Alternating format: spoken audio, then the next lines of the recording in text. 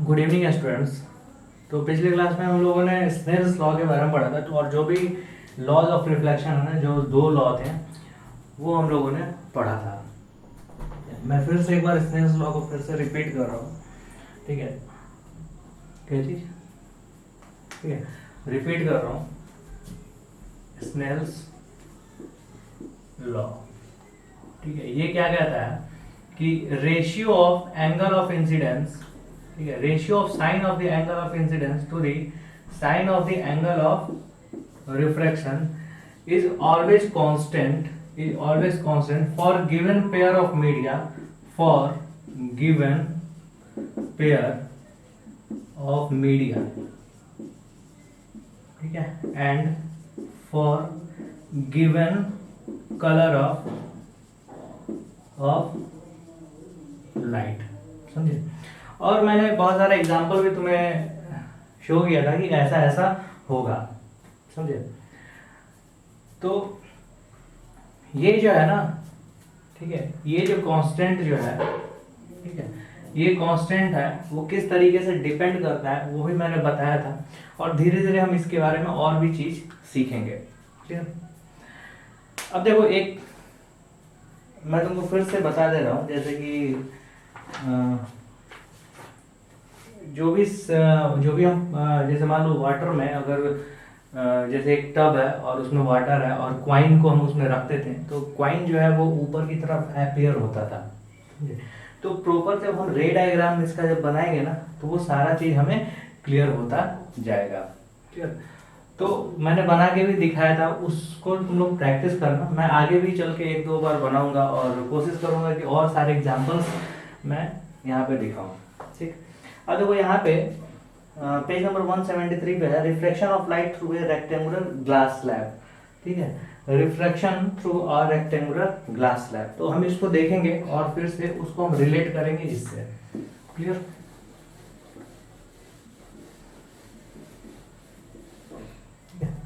Refraction through a rectangular glass, refraction through a rectangular glass slab। अब देखो, जो glass slab है वो क्या है? रेक्टेंगुलर है। समझे? तो इसके थ्रू, इसके क्रॉस जो है वो रिफ्रैक्शन कैसे होगा? रिफ्रैक्शन मैं एक बार और बता देता हूँ। रिफ्रैक्शन होता क्या है? जब भी लाइट रे जो है वो इंसिडेंट करता है ऑब्लिक्यूली, ठीक है, ऑब्लिक्यूली इंसिडेंट करने का मतलब क्या हुआ? ये इस तरीके से इंसिडेंट कर रहा है, किस पे? तो एक किसी सरफेस पे इंसिडेंट करता है।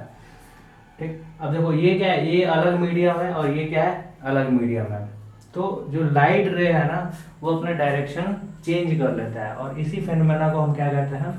रिफ्रैक्शन ऑफ लाइट कहते हैं। जैसे मान लो कि लाइट जो हमारा क्या होना चाहिए? सीधा जाना चाहिए।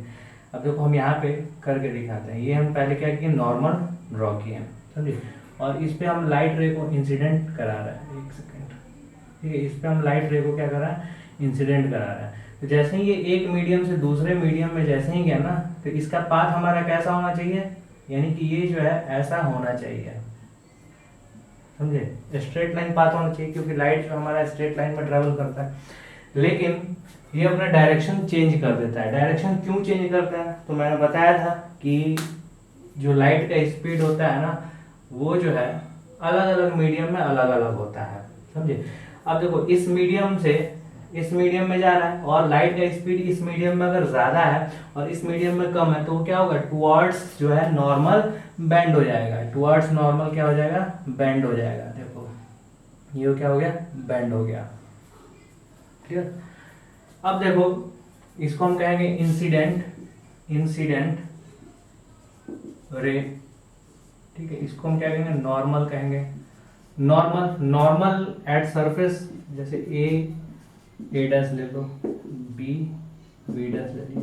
Normal at surface A dash ले लिए, एट अ पॉइंट ले लिए। क्लियर? ये हमारा क्या होगा? एंगल ऑफ इंसिडेंस, और ये क्या हो गया? Angle of refraction. अब देखो इस पॉइंट पे क्या हुआ? यहाँ पे भी देखो, ये जो लाइट रे है स्ट्रेट लाइन में ट्रेवल कर रहा है ना, अब स्ट्रेट लाइन में ट्रैवल कर रहा है इस मीडियम के अंदर में, लेकिन ये क्या हुआ यहाँ पे देखो मीडियम चेंज हो रहा है ना, और मीडियम चेंज हो रहा है तो हम इस पॉइंट पे क्या करेंगे, नॉर्मल एक ड्रॉ करेंगे। ठीक है, इस पॉइंट पे हम क्या करेंगे, एक नॉर्मल ड्रॉ करेंगे। अब देखो ये क्या है, ये जो है इसमें लाइट का स्पीड क्या था, स्लो था, और क्या हो रहा है जैसे ही ये दूसरे मीडियम में जा रहा है, दूसरा मीडियम कौन सा है, पहले ही वाला है ना, तो इसमें क्या होगा, लाइट की स्पीड फास्ट होगा, फास्ट होगा तो ये क्या होगा, अवे फ्रॉम नॉर्मल जाएगा, अवे फ्रॉम नॉर्मल जाएगा। समझिए, हमारा जो है पाथ हमारा क्या होना चाहिए, इस हिसाब से, इस हिसाब से हमारा जो पाथ है वो ये होना चाहिए। समझिए, लेकिन ये क्या होगा, अवे फ्रॉम नॉर्मल जाएगा। क्लियर, अवे फ्रॉम नॉर्मल जाएगा। अब इस केस में अगर हम देखेंगे, ठीक है, इस केस में तो ये मान लो कि हमारा एंगल हो गया I1 हो गया, समझे, और ये हमारा क्या हो गया, I डैश हो गया, और ये R डैश हो गया। समझिए, अब देखो इसको ना अगर हम इस सरफेस को मानते हैं तो क्या है, हमारा इंसिडेंट रे है, और ये क्या है, रिफ्रैक्टेड रे है। समझे, ये क्या हो जाएगा, रिफ्रैक्टेड रे हो जाएगा। ये क्या है हमारा, रिफ्रैक्टेड रे हो जाएगा। अब देखो इस केस अगर ये हम सरफेस को मानते हैं, ये प्लेन को हम लेते हैं और इसको हम नेगलेक्ट करते हैं, तो ये हमारा क्या हो जाएगा, इंसिडेंट रे हो जाएगा, और ये क्या हो जाएगा, रिफ्रैक्टेड रे हो जाएगा। लेकिन अगर हम ओवरऑल को अगर हम कंसिडर करते हैं ना, तो इसको हम कहेंगे क्या, इमर्जेंट रे। ठीक है, इसको हम क्या बोलेंगे, इमर्जेंट रे। ठीक है, इमर्जेंट रे इसको हम बोलते हैं। क्लियर, अब देखो ध्यान देने की क्या चीज है, ध्यान देने की चीज है ना कि ये जो है ना, यानी कि लाइट जब जो है, जब सबसे पहले क्या हुआ, एंटर करने के पहले उसका पाथ क्या था, ये था। समझे, एंटर करने के पहले उसका पाथ जो है ये था। अब लाइट जो है एंटर किया, और एंटर करने के बाद से फिर क्या हुआ, इस ग्लास स्लैब के थ्रू इमर्ज हुआ, तो उसका पाथ क्या हो गया, ये हो गया। पहले ये था, अब उसका पाथ क्या हो गया, ये हो गया। अब देखो ये जो दोनों लाइट है ना, ये क्या होगा, ये पैरेलल होगा। समझे, ये दोनों जो हम ये लाइन जो है ड्रॉ कर रहे हैं, ये क्या होगा, दोनों पैरेलल होगा। देखो ये ऐसा कोई लाइन आ नहीं रहा है, लेकिन अगर ये ग्लास स्लैब नहीं रहता ना, तो ये क्या होता है, ये इधर की तरफ जाता।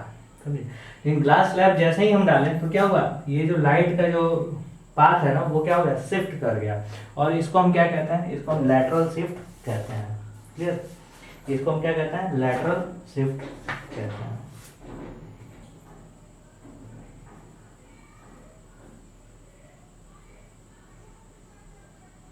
ठीक है, इसको यहाँ पे इसमें,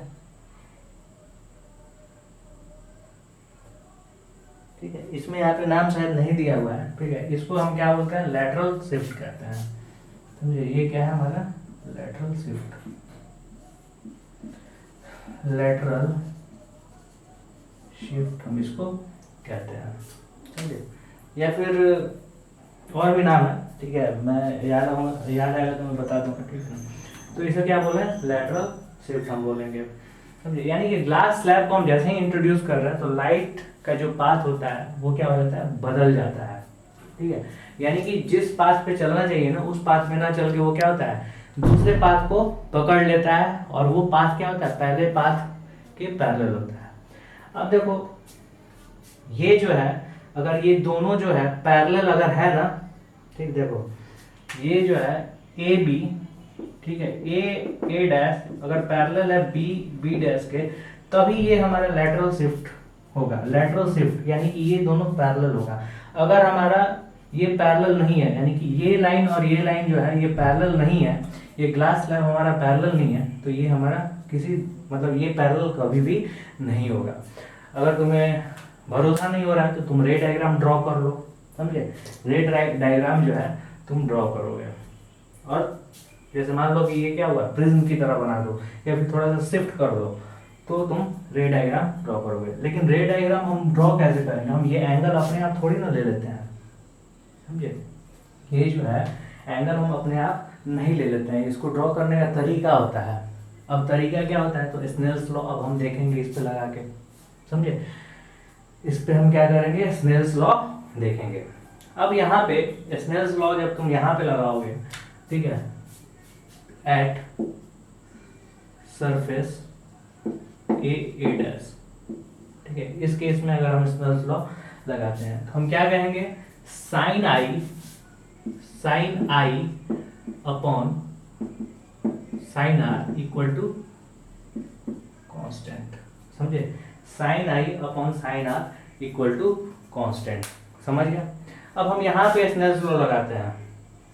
ठीक है, यहाँ पे स्नेल्स लॉ लगाते हैं तो यहाँ पे क्या आएगा, साइन, देखो ध्यान से समझना, sine i dash upon sine r dash equal to constant.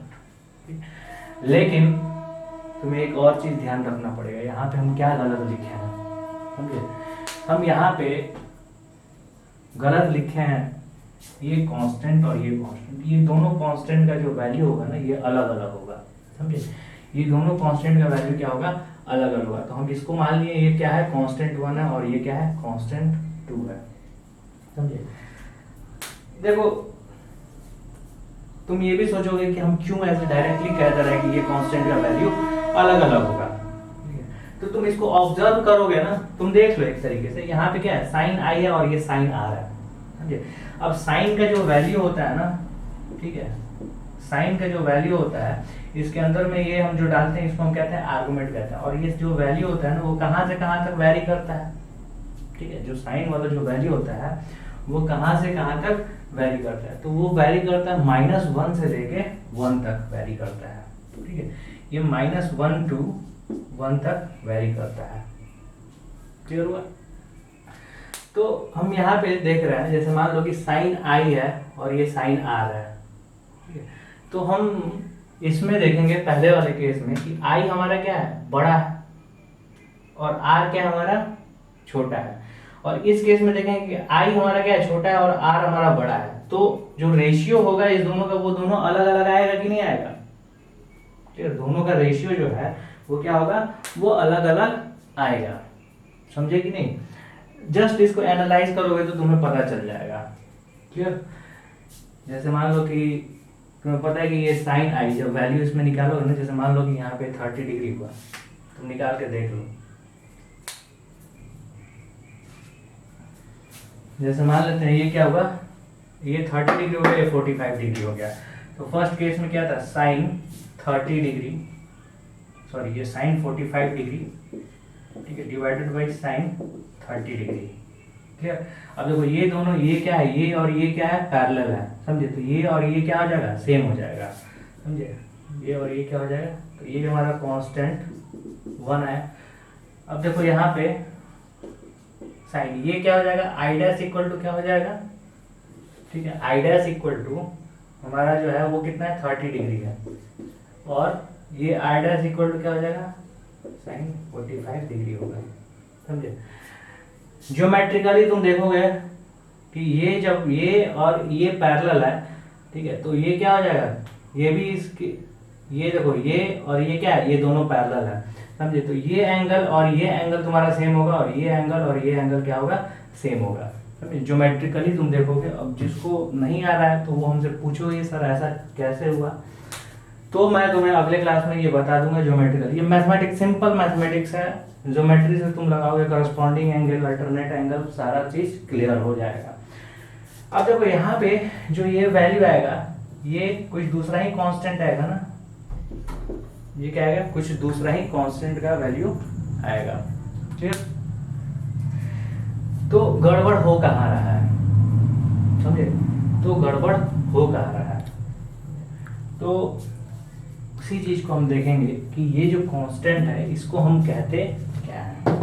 ठीक है, ये जो कांस्टेंट है इसको हम कहते क्या है। ठीक है, इसी कांस्टेंट को हम कहते हैं रिफ्रैक्टिव इंडेक्स। ठीक है, रिफ्रैक्टिव इंडेक्स इसी को हम कहते हैं। ठीक है, अब तो देखो ये जो कांस्टेंट है इसको हम क्या कहते हैं, रिफ्रैक्टिव इंडेक्स। समझे, ये जो कांस्टेंट आया उसको हम क्या कहते हैं, रिफ्रैक्टिव इंडेक्स। अब देखो ये भी क्या हो गया, रिफ्रैक्टिव इंडेक्स, और ये भी क्या हो गया, रिफ्रैक्टिव इंडेक्स। लेकिन ये पूरा नाम नहीं है, नाम हम कैसे देंगे, refractive index of medium 2 with respect to medium 1। या फिर refractive index of medium 1 with respect to medium 2। तो कब कैसे नेमिंग देना है वो भी हम यहाँ पे सीखेंगे, समझे। तो नेमिंग देने के लिए सबसे पहले एक ये सारा चीज हम मिटाते हैं और उसके बाद से हम दिखाते हैं।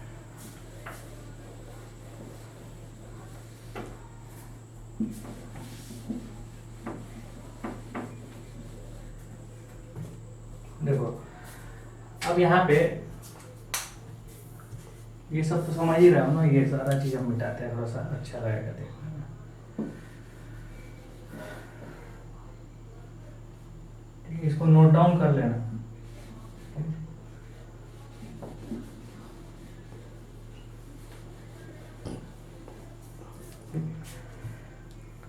हमारा जो है ये हमारा मीडियम हो गया N1, समझे।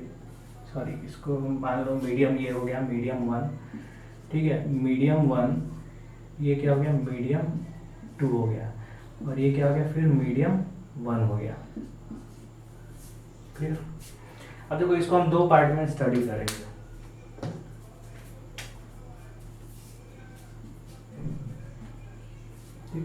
दो पार्ट में स्टडी करने का मतलब क्या होगा कि हम पार्ट वाइज इसको स्टडी करेंगे, ऊपर का और फिर नीचे का। तो पहले पर हम फिर स्नेल्स लॉ लगाते हैं। तो sine i upon sine r equal to हमारा कोई कांस्टेंट आया, ठीक है। और इसको हम क्या कहते हैं, रिफ्रैक्टिव इंडेक्स।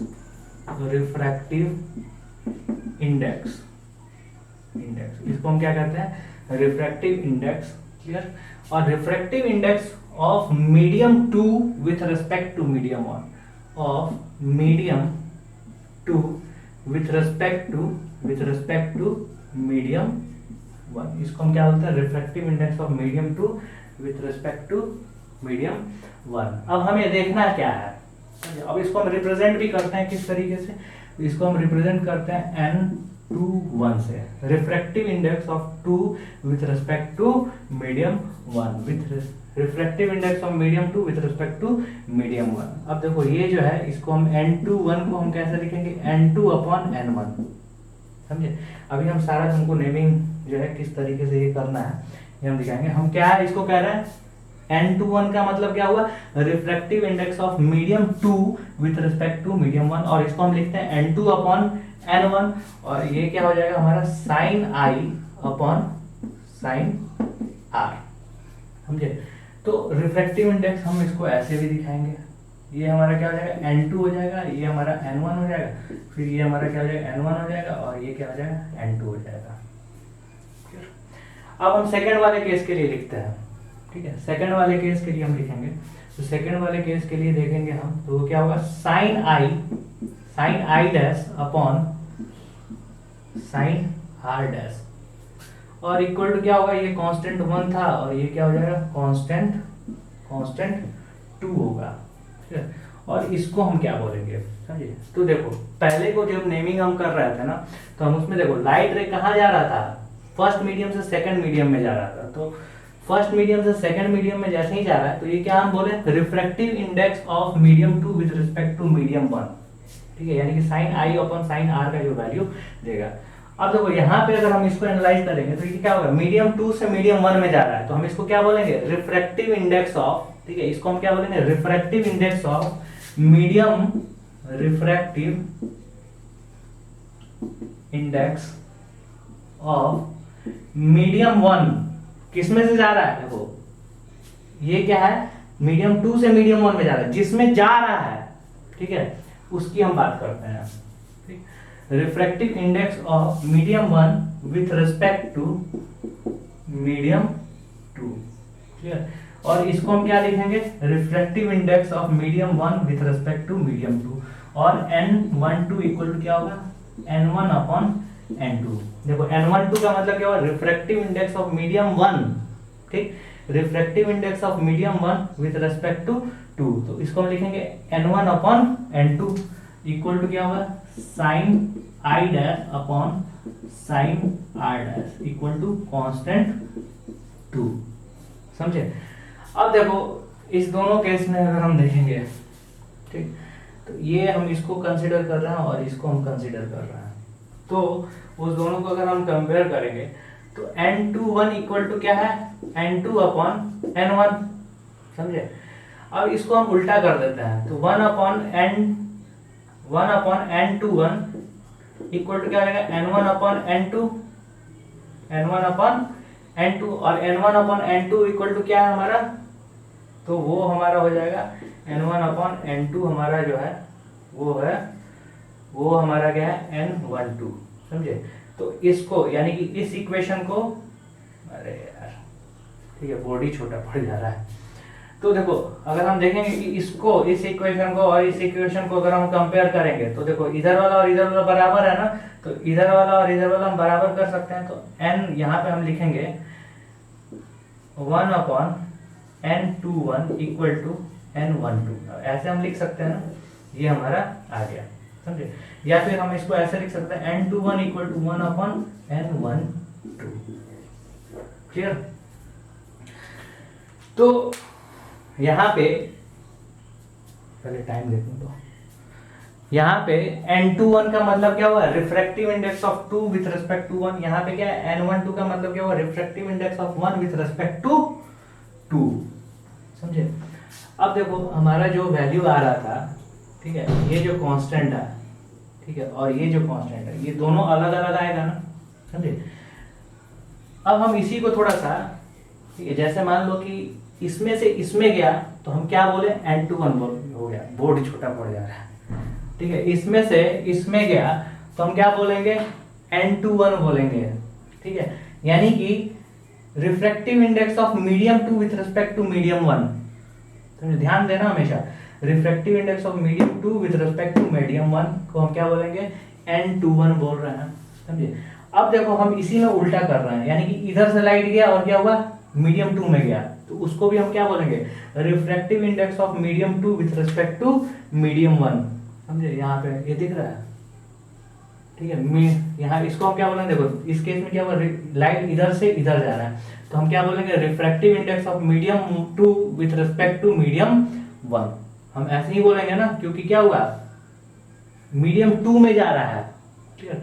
तो हम यहाँ पे इसको बोलेंगे, देखो साइन, यानी कि sine r dash upon sine i, और ये किसके बराबर होगा, तो ये हमारा इसी के बराबर होना चाहिए, कांस्टेंट 1।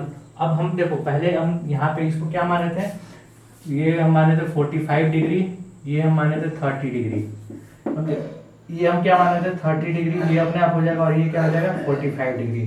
तो इस केस में देखो लाइट इसमें से ऐसे जा रहा है, तो n21 इक्वल टू क्या हो जाएगा, sine 45 degree divided by sine 30 degree. अब देखो लाइट इसमें से इसमें जा रहा है, तो देखो उस केस में भी क्या होगा, sine 45 degree upon sine 30 degree. तो देखो ये कांस्टेंट दोनों का वैल्यू हमारा सेम होगा कि नहीं होगा, समझे। तो ये बातें तुम्हें ध्यान में रखना है, समझे। और बार बार इस वीडियो को देखो और बार बार इसको पढ़ो। अगले क्लास में हम रिफ्रैक्टिव इंडेक्स के बारे में ही हम डिस्कस करेंगे, ठीक है। और वो क्लास बहुत ही इंपॉर्टेंट होगा, हो सकता है लंबा हो सकता है 2 क्लास भी हो, ठीक है, समझ में नहीं। तो यहाँ तक मैंने जो भी समझाया ना, इसको समझने की कोशिश करो और NCERT रीडिंग करो। तुम्हें DPPS जो है वो मिल जाएगा, क्लियर, आज, और उसको तुम बनाओगे। और DPPS जितने भी मिल रहा है ना, ये सारा मैं वीडियो के थ्रू सारा क्वेश्चन मैं डिस्कस करूंगा, ठीक है।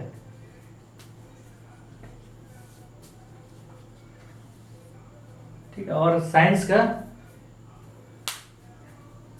ठीक है, स्क्रीन क्या करना है, ठीक है, कुछ सर बता रहे थे, ठीक है, वो बता दिया जाएगा तुम्हें, ठीक है ना। चलो, थैंक यू।